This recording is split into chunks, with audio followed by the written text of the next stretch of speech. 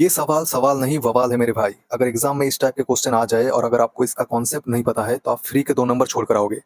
कह रहा है find the number of zeros at the end of the product of इतना। सबसे पहले तो ये बताओ कि इस सीरीज में आपको ऐसा नहीं लग रहा है कि 6 का मल्टीपल है, जैसे कि 6 गुने 1, 6 गुने 2 12, 6 गुने 3 18, ऐसे ही 6 गुने 105 होता है 630।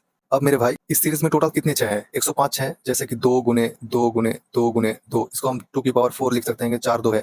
वैसे ही इस सीरीज में 105 6 है, तो हम इसको 6 की पावर 105 लिख सकते हैं। अब जो बच गया उसको वैसे ही लिख दो, 1 गुने 2 गुने 3 गुने डॉट डॉट डॉट 105। अब मेरे भाई ये बताओ कि जीरो कब आता है? 5 और 2 के मल्टीप्लाई करने पर जीरो आता है। एक 5 और एक 2 को मल्टीप्लाई करोगे तो आपको एक जीरो मिलेगा। 2 5 और 2 2 को मल्टीप्लाई करोगे तो आपको 2 जीरो मिलेगा। मेरे कहने का ये मतलब है कि 5 और 2 के एक जोड़ी से एक जीरो आता है, 2 जोड़ी से 2 जीरो मिलेगा। लेकिन क्या 6 में 5 और 2 आता है? आप कहोगे नहीं सर, 6 में 2 और 3 तो आता है लेकिन 5 कहीं नहीं आता। हमको दोनों की जरूरत है जीरो के लिए। तो यहाँ पर तो 5 नहीं है, सिर्फ 2 है, इसीलिए हम इसको हटा देंगे, इसकी कोई जरूरत नहीं है, इसमें हमको जीरो नहीं मिलेगा। अब बच गया ये वाला सीरीज। अब यहाँ से जीरो कैसे निकालेंगे? आपको पता है जीरो निकालने का फॉर्मूला।